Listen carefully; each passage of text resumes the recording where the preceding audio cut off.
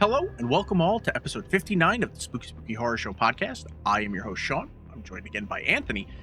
And as a reminder, this season's movie list was solely chosen based on box art. We're going to be judging whether the movie is as good or bad as the box art made it seem. And today, we are going to be talking about 2022. That's middle of pandemic, found footage horror film. Infrared. Remember, if you'd like to support us on YouTube, you can like, subscribe, leave a comment. All of that helps the algorithm with engagement. You can also follow and rate us on any and all podcast services because we're all there. Links are in the description, but we also have a QR code below us in our banner that'll take you to every single one of the links. Now that housekeeping is out of the way, it has been a while since we recorded, Anthony. Yes. I went to Florida with the family to finally do Disney. That wasn't where those plans weren't destroyed because of hurricanes, tornado, or and then cancer diagnosis and everything. How has your time off been? Oh, from the pod. Okay, I'm actually not. I mean, it's not that bad. Work sucks. You know what else? I mean, nothing else is new. I've had no motivation to do anything until today. But yeah, no, I've done nothing. I don't do anything. Yeah, you messaged me. I'm boring. What are you doing 4th of July? Like I can come over for a barbecue or something. No, I just was asking. I was just trying to be interested in what's going on. I was like, hey, so what are you doing? And I was like, it was just friendly banter and conversation. I figured, hey, I would ask him what he's doing. Because I responded, probably working out and editing a video. Why? And then you never responded. I was like, yeah, no, okay. You know how I do that. I just fucking. It's like, all right. I just say shit and I wander off. All right. No, yeah, we went to Disney finally. We've been trying to go for I want to say 5 years now. Yeah, you had it booked the first time, didn't you? Yeah, we had it booked. We planned everything out. And then the fucking Florida got awash with a hurricane. Yeah. So we were like, all right, we'll go to California. So then we went to California and we had a great time. And then the next year we tried to go and another hurricane. So that was canceled, and we decided to just stay home. Said, fuck it. Then we did it again. We planned again the following year, and then another hurricane. Well, we were like, God damn it. Yeah. So, because it's like the only time... We don't want you here. The only time, like, we're able to make time to go to Florida would either have to be, like, a spur-of-the-moment thing, or probably during the season where it's, like, hurricane season. This is all also during the pandemic. Yes, this is true. So then that year we decided, well, what's close enough to drive to that we can like go do stuff? So that's when we went to And you picked Florida? Well, yeah, no, well, we ended up going to Colorado. We went to the hotel that was the inspiration for The Shining. Oh yeah, I remember that. And we did all that.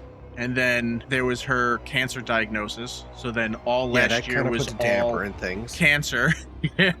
So then now she's cancer free. Her bosses were like, "Hey, people are going to be out." Fucking time. So yeah, they're like, people are going to be out. So patient load is going to be like down. So if you just want to take the week off, take the week off. So she was like, I don't know. And then she came home and was like, well, what if we went to Disney? I was like, remember, we can't plan it. If we plan it, then bad shit happens. It won't happen. Yeah. And so she's like, pack your shit. We're going. Yeah, no. It was Thursday. She made the decision that we were going. And then we left Saturday. Oh, no, we left. Yeah, we left Saturday. And then you left Saturday. Yeah. Got there like Sunday night, and then we didn't leave Disney until like Thursday. But something bad did happen. What? Oh yeah. Usually whenever we drive anywhere, we take my car because my car is a hybrid and it's super fast, but I also get like 500 miles before I need to fill up. Oh, nice. So it's like, yeah, we'll just take my car, and it takes like $30 to fill it up. We hit Louisiana, and all of a sudden the drive is just awful. Like the car is shaking all over the place, and I'm like, what the fuck? So I'm Googling. Oh, you got like it literally gave you like a warning sign. Yeah, like I started Googling like, what the fuck is wrong with like this specific highway? I don't even remember what it was. And people were like, no, this highway is fucking dog shit. I'm like, oh, that's okay, weird. So you contributed to it. So we pull in for the night, And the next morning I'm like, let me go out and make sure like air pressure's fine, because I checked it the night before and air pressure was fine. Some of the tires were a little low, so I start pumping air into it and everything. But then I look over at my passenger side wall, and all the tires there, like nothing's been eaten away, but I see little metal shards sticking out. Not so much shards, but like string. Yeah. And I'm like, that's not good. So I tell the wife, I'm like, hey, I think we're gonna need at least one new tire. Oh, not with all-wheel drive. You need all four, baby. Yep. So we go and they look and they're like, no, these tires are awful. You need all new tires. And I'm like, I'm sure they're not that bad. And like he was like, okay, yeah, no, they're that bad. Okay, they're terrible. So they swap out the tires and they're like, hey, we want you to come see this. And I walk in and they show me the tires, and the belts in the tire were just ripped. On all of the tires were broken. Not the not anything that. exterior. Everything inside the tire was probably broken. happened when you were on the road. Yeah. Because like usually the drive's smooth as fucking butter, and then for some reason we were driving and then we hit Louisiana and like 90 miles an hour. It's just like it feels like the car's jumping all over the place. Suffice it to say, we are very lucky that we're alive, because those tires could have exploded while we were at any driving. time. Yeah. So thank you, Firestone. I think we were in Mobile. We might have been in either Mobile or Biloxi. I don't remember. You ready for some production facts? I guess so. Production facts for 2022's Infrared. Infrared was written and directed by Robert Livings and Randy, I believe his last name is Nundle Jr. None your business. Yeah, and stars Jesse Jansen, Leigh Affinity, Ariel Ryan, and a special appearance from Greg Sestero, who people may know as Mark from Tommy Wiseau's The Room. Sestero also helped produce the movie through his production company, Sestero Pictures, and that's about it. So based on the box art. That's it? Oh, shit, okay. Yeah, based on the box art. What were you expecting from this movie? I thought it had something to do with, like, kind of like, I don't know. It looked all, like, Matrixy on the front of it, so, like, it made me feel like there was, like, something to do with cyber something or, like, computers, and it had nothing to do with that. Yeah. And it was nothing close to that. Yeah, it was like all in fact, I didn't even know it was I didn't really even know it had anything to do with like found footage, I guess. Yeah. At all. So yeah, it's like looking at it, I was like, like it's fine. It's like I get it. The title, infrared, night vision, whatever. The photo makes sense with like a night vision frame and the digital artifacting for like demons and everything, but you didn't get any of that. Like, no. While watching it like all that shit happens in like the last maybe 5 minutes, right? Oh, the most action? Yeah. The rest like of it is the actual ghost. Yeah. That's only in the last like 15-20 minutes. So it's like for me a large part of the fuck up that was this movie was pacing, and we'll go into it a little bit later. But for a movie, like the majority of this movie is supposed to be taking place inside the school, and for some reason they decide to do like half the movie outside of the school doing shit that doesn't fucking matter, like at all. It's a build up. Don't you need build up though? Yes, you need build up, but I'm gonna have a link to it at the end, like in the description and everything. But I have an unlisted video on our YouTube, where I did a really quick re-edit of the first 30 minutes of this film. Of this movie, yeah. And it makes a lot more sense. Thank you. It's like, as we go through all this, like, none of the shit makes sense. Nothing. The way, where they decide to play stuff, and it's like, I'm wondering if they just decided on it on the day, Now that I've seen your cut of that, now that I can see it in a different light, it definitely makes more sense your way. It makes it because like the big important part of this is the school, the stuff that happens in the school. Yeah. But it's like you don't even find out about the school till 15 later. minutes in. Yeah. It's like no, like that should be you set up the thing, then you introduce the characters for the stuff. Like the main character of this film is the school, the haunted location that they want to go to. So why are you making it play second fiddle to everyone in this film that can't act? Like I don't understand. But yeah, let's get into the plot and Alright. we'll quickly see just how awful a lot of this is. Not like an awful, like, oh my dear God, like, just like it. We'll get into it. You messaged me, and I had to yell at you a little bit because I'm not always gonna watch these films before you. Yeah. So, but you messaged me and you were like, "Hey, is it okay for the wife to watch this because she's like sensitive to certain things?" Yeah. And I was like, I'm you can't always come to me with that because we have different grading systems for this. But I was like, this is like 100% vanilla. Oh yeah, it hit it all the I literally said that. I'm like, this is literally the exact definition you meant by vanilla. Like, this is just like cookie cutter. If it wasn't for the motions. last 5 minutes, you couldn't even say that this was a fucking horror movie. No, there was nothing really scary about it. Couldn't. But all right, let's get into the plot. The film opens with the title card saying, "The following clip is from the pilot episode of Infrared, an unreleased paranormal investigation TV show." This is already the first problem I have. Okay. Why? You know what? No. I'll get into what one of the problems is with this. Just one? But then, yeah, No, because okay. there's another one. And that one's more at the end. Okay. How is this from the pilot episode? What is the pilot episode? Because this starts like in like mid shit, and then like a little bit later, he's like, "Wes Wheatley here for the pilot episode, for the first episode of yeah, you know, this." So but it makes it seem like he's been on the air forever. Yeah, it doesn't seem like a pilot episode at all. Yeah, it doesn't make sense. Like the way I have it edited makes this title card make more sense, but it still doesn't make a whole lot of sense. Host Wes Wheatley stands outside the home of Ian and Sarah. Ian believes that his wife might be possessed because she sleepwalks at night. Because that's a reason to immediately jump to possession. Yeah. She agreed to a possible exorcism, or as he calls it, a deliverance. I already hate this guy.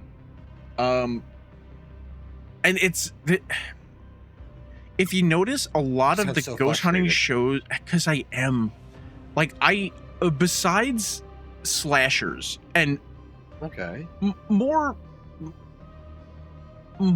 like pointedly 80s slashers, I love more classic slashers from the 80s because we don't really have them now. We like they're kind of coming back, but the slasher and they're trying was to make it more comedy more than anything else. Yeah, slashers were, you know, of their time. The other genre that like I honestly love is the found footage genre, because there's so much like that you can do in it. Yeah, but there's just so much you can do in it, and when you see people come in and they fucking half-ass it, and they where it's like, like why are you making this? He's doing a paranormal show, and then make him like every other quote unquote protagonist in these found footage films based on like ghost hunting and for like a reality show. Like this guy is a douchebag. No one calls him out on being a fucking douchebag, and it's fucking stupid. There were like with oh fuck, what the hell is the name of that fucking movie? The ghost hunting one, Grave Encounters. That's the name of the movie. Grave Encounters. Yeah, you love that movie actually. Fucking love that movie. It was a great movie. The sequel wasn't as good. They tried to do something fucking weird with it, and they fucked it up. But it's like the main guy that was supposed to be the host of the show, like he was still likable. But like this guy, Wes, he's a fucking douchebag. He's a fucking douchebag. Like I don't give a shit. I hated his haircut. The way he just like presented himself, it was just like kind of way too upbeat, and like he seemed like a fucking. It was putting on an act, even as an actor. Yeah. I just like, so it's like, even like from the jump, I don't like this guy. And throughout the entire thing, especially once they get there and his sister's like, "Hey, stop being a fucking asshole," and he's like, All right, you're right. And then he's like, hey, what's going on? That's not. I know. It's so I'm like, Jesus obnoxious. fucking Christ. Now you're just like completely fake, and you come across as fake. I don't know. It's just the whole thing just fucking annoyed me. They go inside to do the deliverance, whatever, and the actress they have playing the one that's possessed, because this was like another thing. Like, I didn't know if it was real or if like he set it up for the show, because this chick was like dead behind the eyes. Like, they could have just carted in a fucking corpse and you would have gotten the same performance. She's just staring off into like nothingness, like, oh, and it's like, gee, okay. I mean, whatever. It's like, she was cute, and I guess they got the thing, although I don't see someone that looks like her being with someone that looks like who is supposed to be her husband, but that's neither here nor there. He starts saying some shit, and did you also notice, like, as soon as he started the deliverance, like, he put his hand out and he was shaking, like he was exerting so much force. Like, we missed something where like the demon like fought back and beat the shit out of him and threw him up against a wall, and you're just catching like the tail end where he's like, ah! And you're like, what is going on? It's like you're speaking words and you're sounding like you're trying to push a fucking rock hard turd out of your ass. Like, I just don't get any of this fucking shit. So he's saying his whole fucking Expelliarmus or whatever, and then Expelliarmus. The demon decides to show itself. Not shows itself. They throw on a fucking voice effect. But then it was. Yeah, it starts. They didn't even do like anything with the eyes. It was just like, it's like, I do it. It doesn't matter. And they got so close too. Yeah, the demon starts antagonizing Wes, and then asks him if he wants her to die like the last one. Nobody in the moment questioned that. If you're this woman's boyfriend, husband, the last one. Yeah. What last one? You're the chick's husband, and this dude has his hand on her forehead and be like, Damon, I says get out. And then it's like, do you want me to die like the last one? You don't, as the husband, go, I'm sorry, what? Who died? What happened? What happened? What did you do? Nothing? None of that? We're just gonna fucking ignore it? Ignore the fact that they said it's already killed somebody? What? It's like, all right, dude, whatever. Not long after that, because that goes on for a while, because like, especially like, I think he's just repeating like the same sentence over and over again. Yeah, it's not even like a good fucking one. It's like a shitty ass fucking one. I feel like all you would have to play over and over is what the fuck was that ghost hunting game we used to play all the time, where you'd have to do the exorcism and read the shit out of the book, and a ghost hunt or something like that? Yeah, Ghost Hunters or some shit like that. Yeah. That was a pretty fun game. You could have just gotten shit from that, and that would have made more sense than him just repeating this, get out, get out, get out. But after a while, I guess the entity gets bored and just like leaves. We get another card saying, prior to the demolition of the old Lincoln School building in Sacramento, 2 cameras were found in the boiler room of the basement. This is another problem. We'll get into it a little bit later.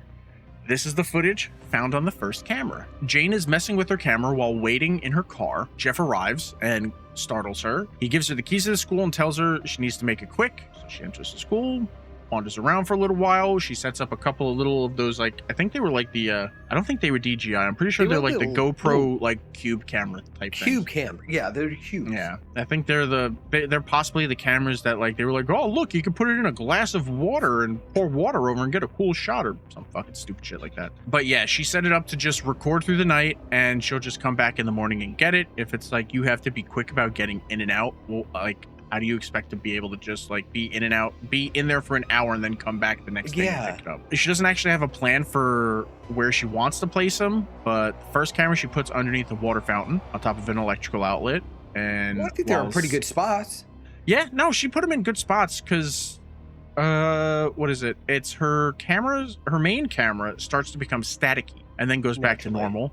She goes up to the second floor, sets up a camera on top of a fire hose box. I think that seems entirely too high for the angle that they're getting, but whatever. Plus, how do you even know what the framing is? There's no screen on it. You're just putting it, you're like, that's fine.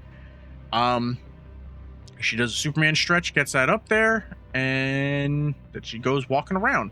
She wants to head to the basement, but is sidetracked when she hears loud banging and goes to investigate it. She finds a door she thought was previously open, now closed, and at first thinks it's Jeff because it Fucking with her, it is. Yeah. She finds an open locker, thinking it might be just the wind, but decides to go out there and hear if there's another sound, and is eventually knocked out as she hits the ground very gingerly. That camera is placed down very nicely. We start to hear static, then the camera turns back on and someone picks it up. Never speaks, never shows us who picks it up. Never shows it. Yeah. And then it cuts to the following footage is from the second camera that was found.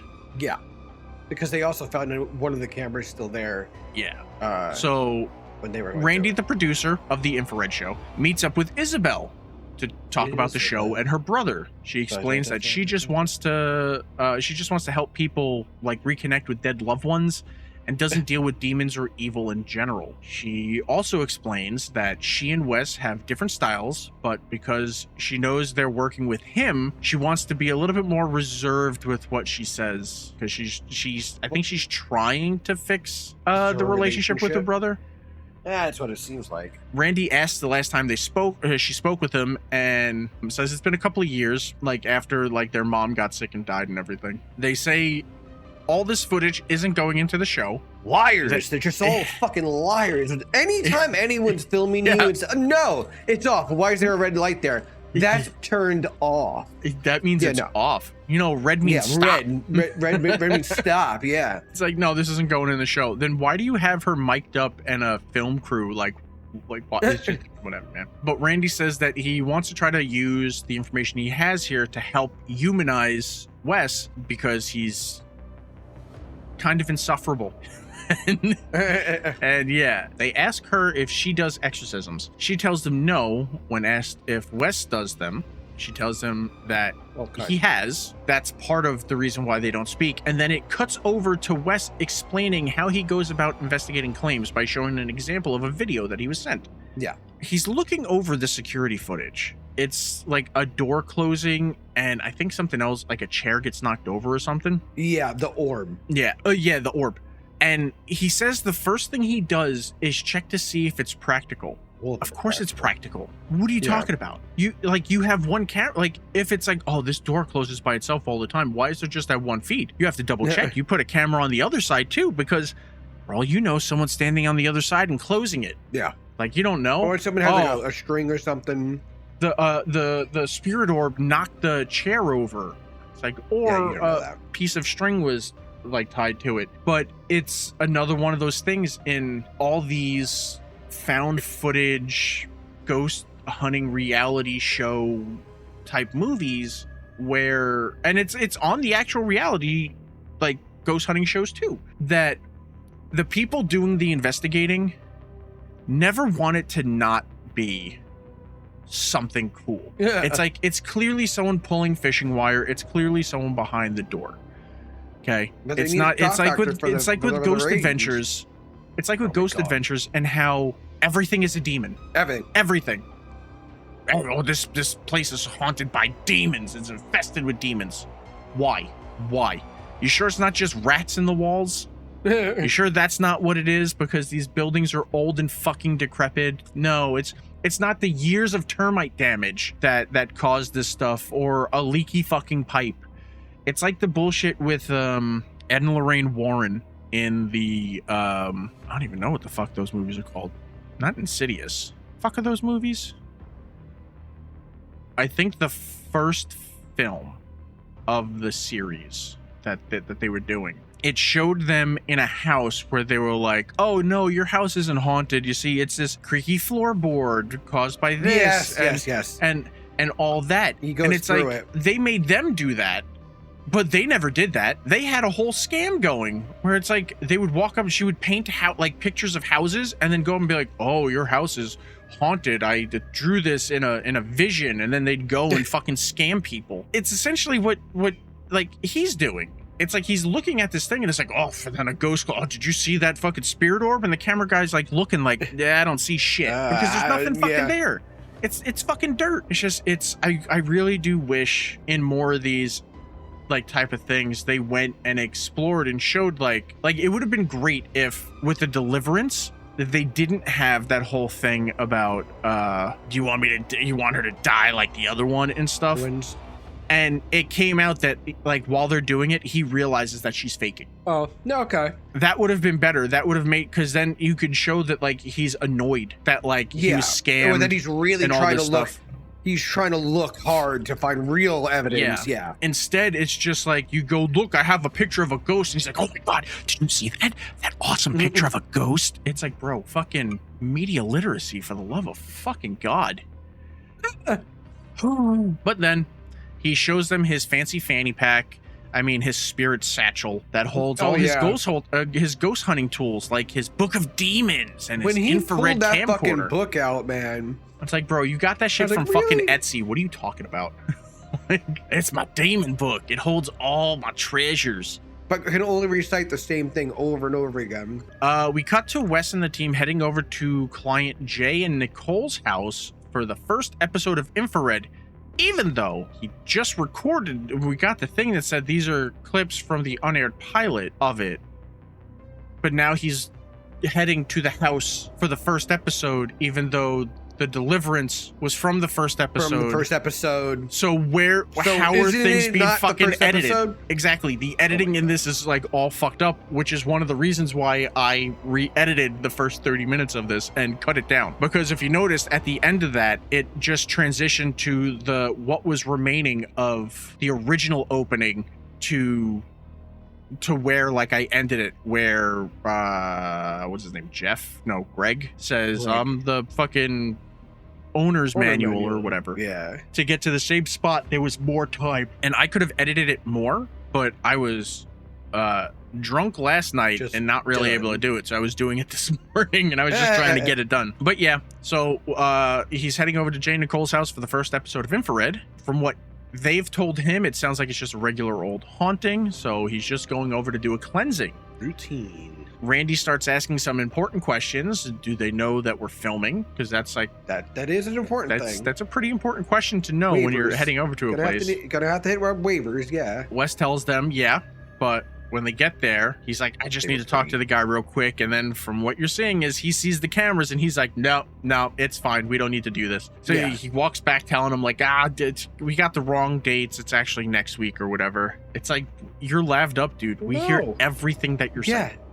Everything. Like, you don't understand that we watched the whole thing happen. Finally, we are heading over to the abandoned Lincoln School, where he tells them how for years people were trying to get into the school but are usually dragged away by police. This is like the big thing that like he wants to do. The crew asks if he really believes in all this stuff, the ghosts, the demons, and he very much does. Paranormal.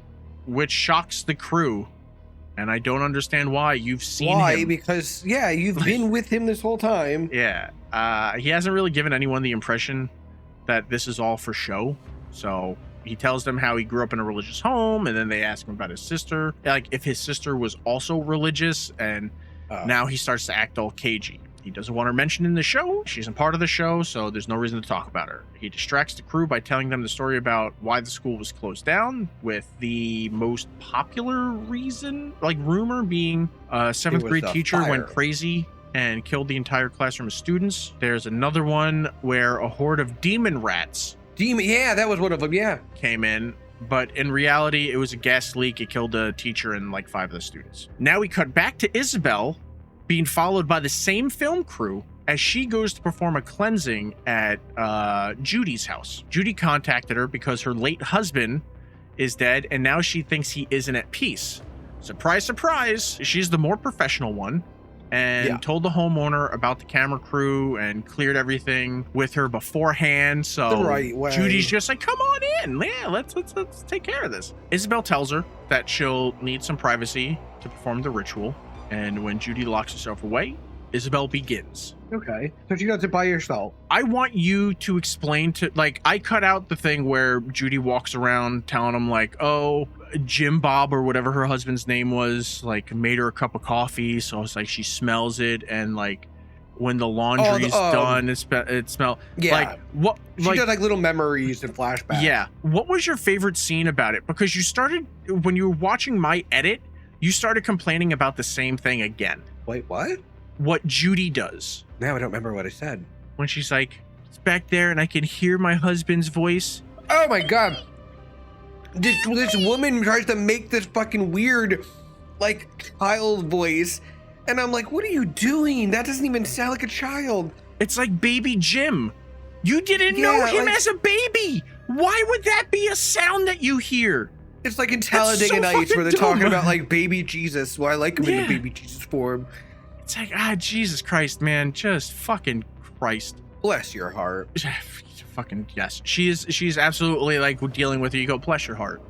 So yeah, Isabel tells her she needs privacy, so she goes into her bedroom, doesn't leave the house. So she's in the house when she's telling the crew that, yeah, all I do is about 30 minutes is all you really need to like light some sage and walk around, sprinkle it in the places that like she says she's been feeling it. This way when she goes back, it's like, oh, the spirits are gone and everything. It's just like she's saying all this to them inside 2 rooms away, and she's not like whispering it to them. She's speaking normal volume. Normal volume, yeah. Like, do you think like she went into a room and like put her AirPods in and like put on a doo-wop album or something? I don't know what women her age listen to. Like that's not like what's like.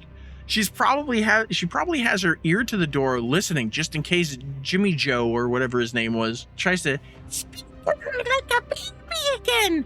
And I didn't understand why she kept doing. Why did she keep like pinching her fingers by her ears and like going back to do like I don't get it. I might put a clip of her fucking doing the baby voice. Like I don't get it. I don't fucking get it. Help. Is that weird? It's like baby Skip. Smudging. Yeah, she tells the crew she does all this because she understands that these are just widows and widowers that just need closure. Isabel tells Judy that she's all done. She'll send her an invoice a little bit later, but I can't tell if she's really gonna invoice Judy, because I feel like that's something like you would give right away. But she's like, yeah, no, I'll send you an invoice with how much it costs. I'll send it later. Afterwards, and she's just like trying to leave, and it's like, all right. But yeah, Judy's just a sad, lonely like woman, misses her husband, doesn't even realize she's doing the things that she's like blaming like on her like the husband's the ghost. Haunting on, yeah, it's weird. Because she's lonely and misses him. As she's finishing up, Randy, I think Randy stepped outside beforehand. Because when everyone comes outside, Randy's just getting off the phone with Wes and lets them know that Wes has news on that school. Randy wants Isabel to come to the school as well. He feels that she'll be able to humanize and kind of wrangle him in. Yeah. Because he's just a little too like amped up. Did they at all have any idea of like the fallout, or they just knew they just didn't talk? Like they weren't around. It doesn't seem like they were around when this fallout happened. I don't even did they ever explain what the fallout was about? No, they never. I don't remember them ever saying why they were. He was like, him and her stopped talking with each other. Because it's like, I don't know if it's because of the mother dying, like maybe it was something with that, or well, because it's like maybe he wasn't around her a lot for it, because it's like what was it? I think it was the Friday the 13th remake with Jensen Ackles. Oh, yeah, Friday the 13th. Wasn't it like it was the first one? Wasn't it like not Jensen Ackles, Jared Padalecki? Yes, you're Jared Padalecki looking for his sister. Yeah, but wasn't it like he stayed behind to take care of? No, he left. She did. She did and everything, and she was a little angry, and now she was finally able to like go out and do stuff, and that's when she got caught by Jason, and now her brother, who kind of like abandoned everyone during their time of need, is back. I'm getting the same kind of vibe maybe for that, or it could have just been she was there for the last deliverance and watched that girl die.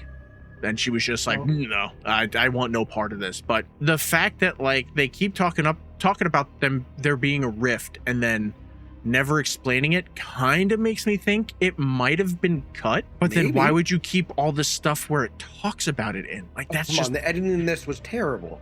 Yeah, it wasn't great. It wasn't great. Yeah, so Randy tells her that the show is about ghost hunting and that Wes really does want to help people. He just doesn't think Wes is doing it the right way, meaning that bullshit exorcism, like deliverance thing, just seemed like it was Just rolling seems with a like couple. far-fetched. Yeah, It was far-fetched. it just seemed like she's just sleepwalking, and you're like, oh, power of Christ compels you, and fucking like whatever. Wes is super excited because he got permission to go to the school. He says it was some Like the only person supposedly allowed to go some there. charismatic like emailing, which basically just means he was pestering the shit out of the guy. After he records the intro with the crew about the school, Randy brings up the incident during the exorcism with that girl, where she said that he'd killed someone and just brushed it off as demons will say anything. And it's like, no, like No. you did an exorcism and someone died. That's a big deal. Like, we need to talk about that. That's not just because, like, how did could cops I not die get because involved? of this? You know what I mean? Yeah. Were you found innocent? Like, At the school, they meet up with Jeff, I guess.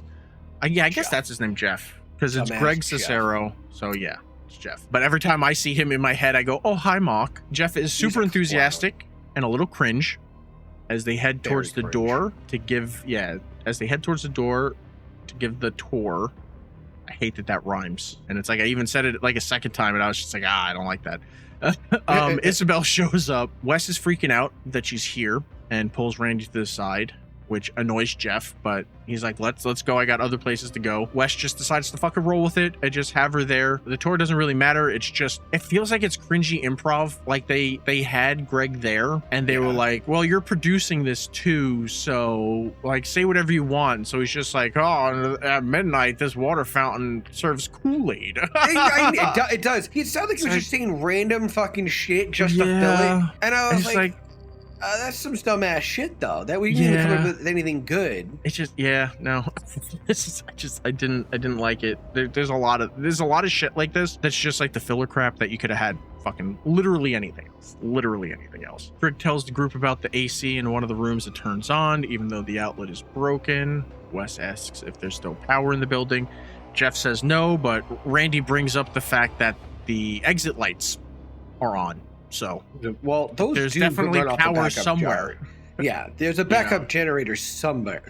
He jokes that maybe it's powered by the spirits. It's like, whatever, man. Yeah, the tour's about to finish when Wes wants to have Jeff tell them the real reason the school was closed down. And he confirms that it was a gas leak that took the life of a teacher and 5 students. And that it happened on the lower level of the school. So everyone else is able to like get out. Those people obviously weren't able to get out. It was too late by the time. Wes tries to push a narrative that to make the gas leak have happened in the basement and asks Jeff to do another take where he says it happened there. Yeah, that was weird too. I was like, why are you pushing a fake narrative? Why wouldn't you just go with that? Be like, oh, I'm hearing it firsthand here, and clear it up. Like I'm clearing it up now. I heard it for the first time to confirm. Nah, can you just lie real quick? Because it's like Wes keeps trying to push that it happened in the basement. But here's the big question: what would a teacher and 5 students be doing in the basement? In a basement for? Yes. Wes is one of those idiot like conspiracy theorists that doesn't actually question things he hears. He really only cares about what looks and sounds cool. What's the best outcome? And it being, a teacher had 5 students in the basement and then a gas leak and they died. That's a much better outcome. If a gas leak happened to the basement, by the time it made its way up to the people, people would have evacuated from smelling the gas or blowing up the school and everything. I'm sure something would have happened that people were like, hey, I feel really dizzy. Oh, I feel really dizzy too. And then all of a sudden people are like, hey, let's get out. If it happened in a single classroom, casualties probably would have been limited because people got sick, collapsed, other people ran over for help, and all that shit. The whole thing to me just screams Wes doesn't believe in any of this. He's just doing it for shock value. Of course. I even love that he tries to push the narrative that this all happened in the basement. He asks for access to the basement. I'm not sure if you know this, but the point of trauma or tragedy fosters the most vulnerable space for spiritual activity. Bro, what the fuck are you talking about? He just told you. You got that shit from some fucking health book. He literally just told you it didn't happen in the basement. It happened on the No. first floor. You know? I mean, wanted so badly, you make it up in the narrative. It's like, bro, it's not. It doesn't matter how many tests you run. Your tests are always gonna fail. The Earth is not flat. It's round. Fucking get over it. You know, like I just don't get it. I just don't fucking get it. He tells them that the basement is just a storage area, but hands them the keys and tells them if they can find the right key, then to just go. Also, but then later on he says, I told you not to go in the basement. No, you didn't. Also, Jeff's wife was a teacher in the school. Yeah. And you know what that means. Jeff's wife is the ghost.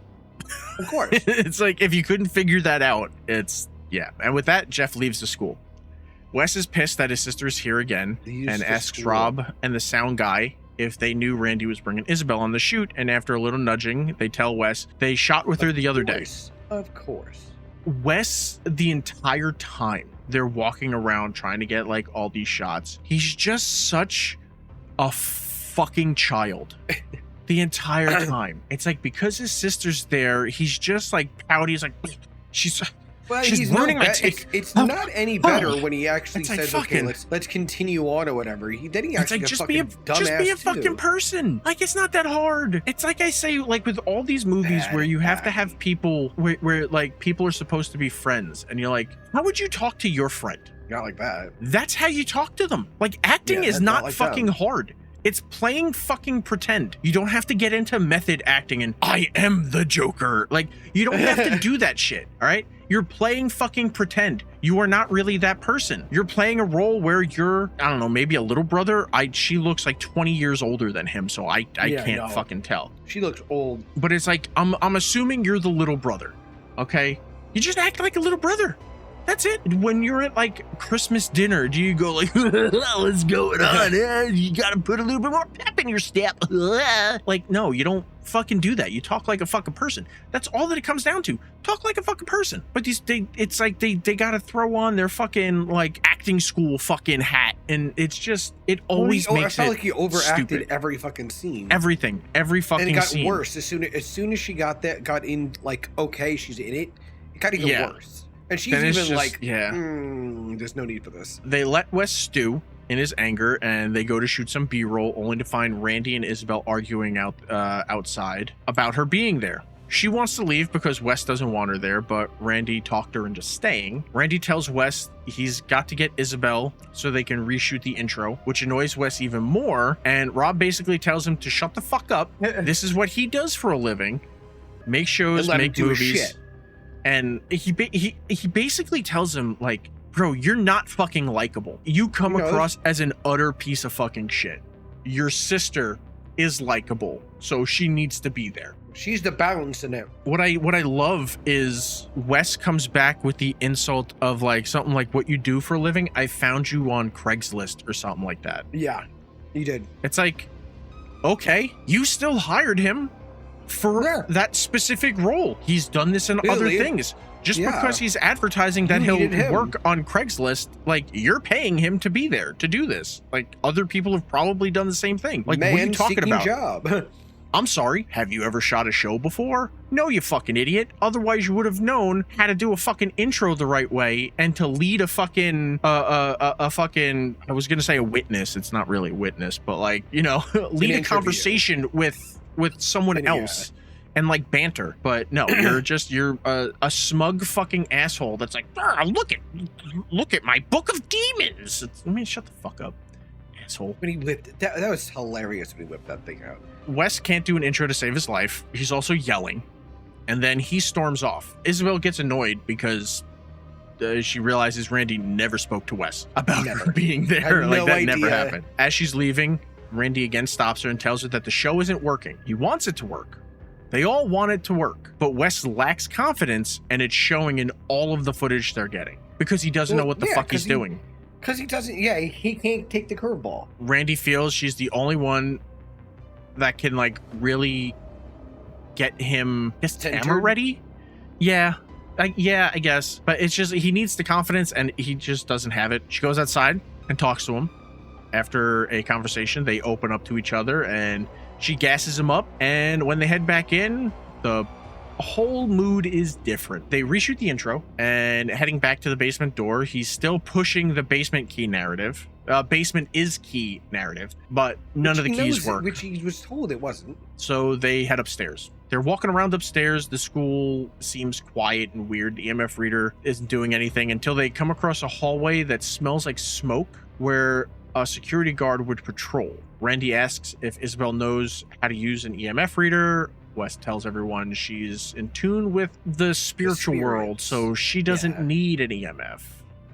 Sure, man. Implying that she speaks to ghosts, or could at least feel her presence. Yeah, they follow the EMF reader up to the second floor, but it's barely doing anything until they get upstairs by a locker. No, they get upstairs. A bunch of lockers.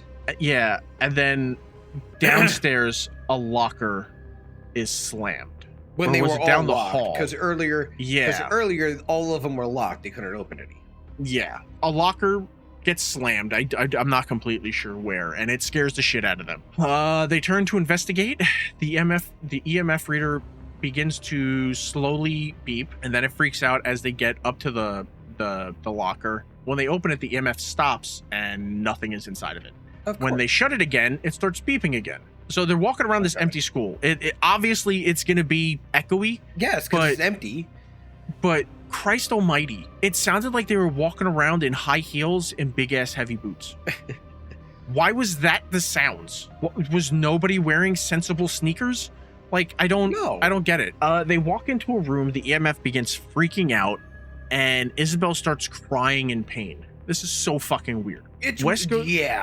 Wes goes to check on her, and she tells him that something happened in an exact area of this room. Wes quickly sets up the spirit box and tries to communicate with whatever spirits are currently in the room. And yeah, she just starts crying more and more and more. She starts like crying out for them to stop, but it's like, I don't know what they're doing. Like, she's not telling us what they're doing. Like, are spirits attacking her? Stop. Yeah. Is she experiencing someone's attack? Like, is this the room that the chick from that other thing was like attacked in? You know, that's what it sounded like she was implying. So he's trying to get her to stay like in it, but the sound guy tells them that the sound is getting all crunchy and something's messing with the audio. She runs out of the room with Wes chasing after her, and outside she tells Wes she's not going back in there. It was way too dark, and this is the shit that he likes to do, stir up dark shit, and then everyone else has to deal with it. So I'm assuming that in this area, this is where the chick from the beginning was killed.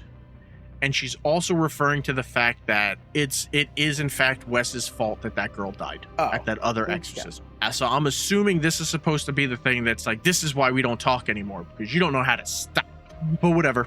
He talks her into going back into the school with him. First thing they do is replace the batteries in Wes's camera, and they start scrubbing footage. The door begins to close as an orb flies by, and then the door closes and starts to open again, then slam shut. Slam shut, yeah. If I remember correctly. And they all, ooh, what was that? While walking around, they find one of the hidden cameras, the one on the fire hose box. Confused, they look around for more, and they end up finding the other one underneath the water fountain. They set up a laptop and check the footage and find footage of Jane setting up the cameras. As they scrub deeper, they find footage of Jeff carrying her unconscious body out of the room that they were all just in. So, you remember in the beginning, it said that it found footage from a camera, and then it said it found there was footage from the unaired pilot of Infrared. Yeah. Then it said this is footage from the second camera. There's a total of 4 cameras that are going on. Well, the girl put down 3 photo cameras, if I'm not mistaken. Yeah. So she has 3. She has her main camera. She has the 2 small cameras, and they have the camera that they're using to film the episode. So that's 4 cameras, plus a laptop and SD cards. None of these title cards that they've been giving us make any sense. We know that they're all going to die. Well, how did this footage get out? People just found it. So people found it. Someone compiled all this. They see that the husband and quote owner of this place killed these people. Yeah. And there's no follow-up to that? There's no follow-up? No one else got in there to get the video? How do we see it? Yeah. It does. It's like, before it was destroyed, they found these cameras. Okay. And no, what happened to the bodies? Did the ghost dissolve the fucking bodies? Like, nobody ever found these people. it doesn't make sense. And this is part of the reason why found footage ends up getting such a bad rap. One of the main things you need to think about is why is the camera on? At what point do you just go, nah, fuck this, like, I'm done, I'm out, and you leave? So you have to have like a valid reason for the camera to always be running. But then if one of your characters doesn't survive, how did the footage get out? How are we seeing it? Yep. You know, like, it's one thing to be like, this is just the footage that was on it. We're not editing anything, going like that route, right? So it's just like, it's Even different so, clips. So like, it'll be like, jump what the from fuck? thing to thing and everything. You could be like, okay, someone found it and they just uploaded the footage and everything. They Which just would put it make all sense. together. They didn't do anything. But this is like, there's interstitials, you know, they have time codes for fucking for the episode. That means that to get that stuff, most likely the laptop that they were looking at the shit on, they took someone's laptop, broke into it, grabbed all the stuff off. Like what is someone should have survived, but you know no one's gonna survive. You can't be like, oh well, you know, the husband got the stuff, and it's like, but then he's why would incriminating he- himself because yeah, he's why would carrying he- out unconscious Yes. people. Like, you Like, know, he knows what's on the video. He doesn't need Yeah. to see it. and it's like, instead of calling the cops, they start debating: call the cops or go to the basement. And they go to the basement. They go to the basement. They still Yeah, don't have that's what access you to do. the basement, but the sound guy offers to pick the lock because, of course, he knows how to pick the lock. Why He wouldn't knows how to pick the lock. he? Why wouldn't he have They- said it the first time when they said, "Oh, I want to go down there"? So they head outside, and he picks the lock, getting him into the basement. As they get into the basement door slams shut, and they can't get the door back open. When a piano starts playing notes on it, they follow the sound to the piano, and Isabel can like feel a spirit, and it hurts. It starts to hurt her so much that I think it's what's his face, Wes tells them to turn it off. Scared, they try to make their way through the basement, and somehow they lose Randy. Of course, they lose somebody because it's I don't even- imperative to I don't be even with know everybody, how. and then they have one guy that has to wander off. No, But, like- just because he got taken or whatever it was. Taken by He was a who? straggler. Left where? Like, it's so the fucking weird. husband took him. They end Oh up my God. behind some wall and spot a ghost woman. The ghost woman, who's hot, chases them through the basement, back to the entrance, and then they slam the door on the ghost because a ghost can't walk through a door. Door. They shut the doors, like, just hold it.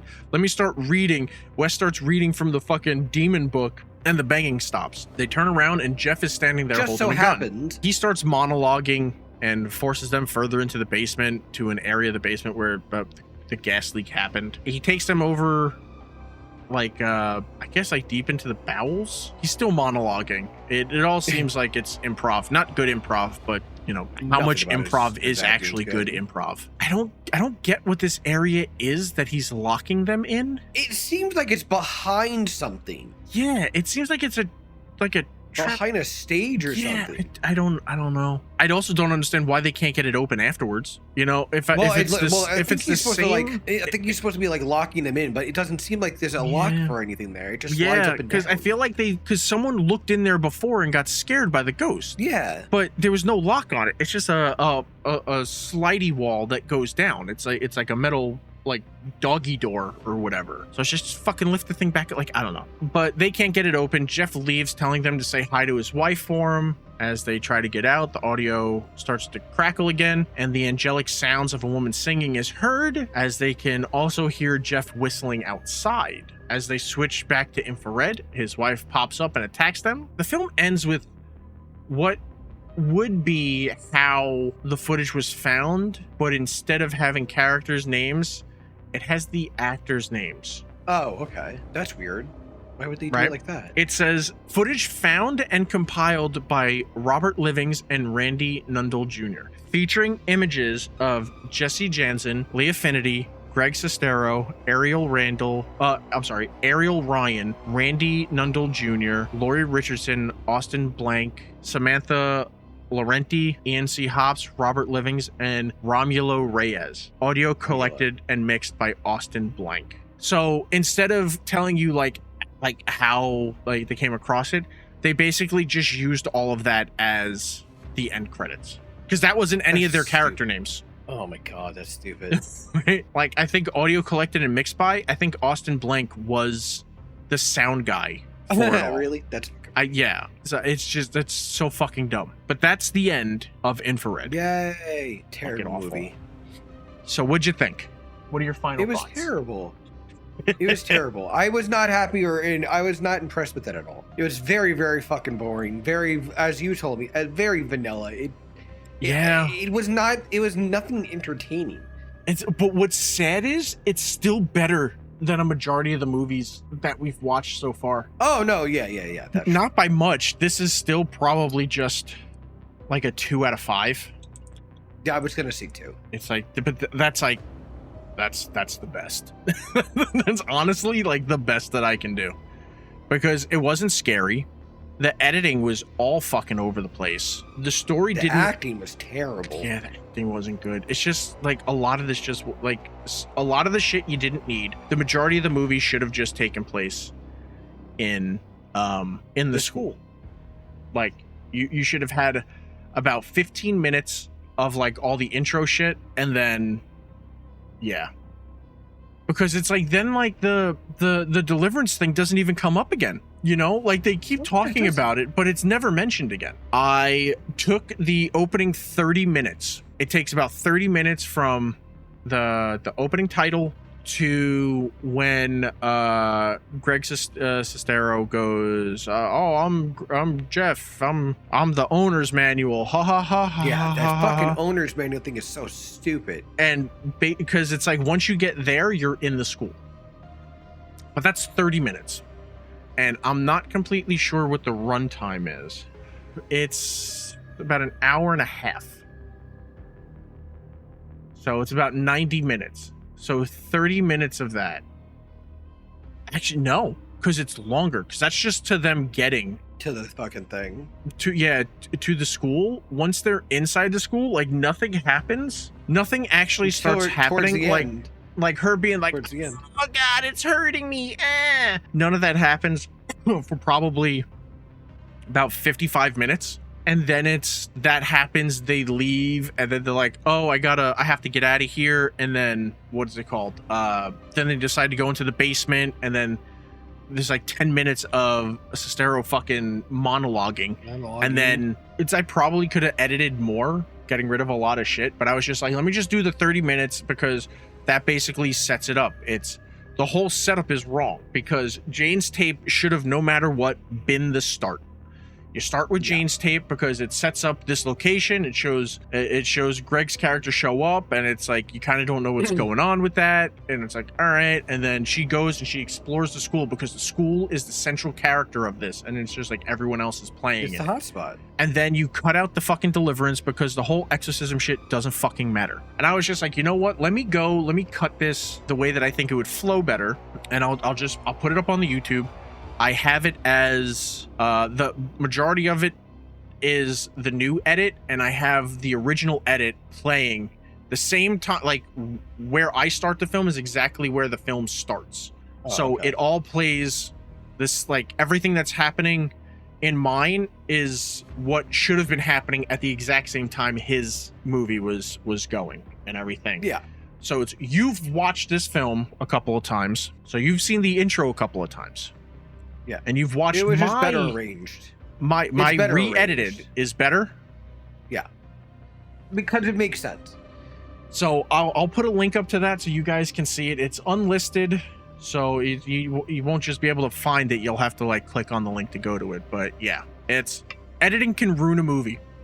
And this is another thing where I really do wish I could see what the script was, if they had a script, what the script was, and then being able to see what was cut out of the final product, because I feel like more should have happened, and I'm wondering if it was just like a money thing, you know? It might have actually, Because I don't see a reason as to why you would do a deliverance scene that didn't matter to the story, you know? Yeah. I don't know why you would keep bringing that up. What does their dead mom have to do with anything? Like that doesn't, that doesn't mean anything. Then it's like at the end, it's like, oh, it was fucking Jeff. He's feeding people to his, like, why is he killing people there? Like, is his wife eating them? Do ghosts eat people? Yeah.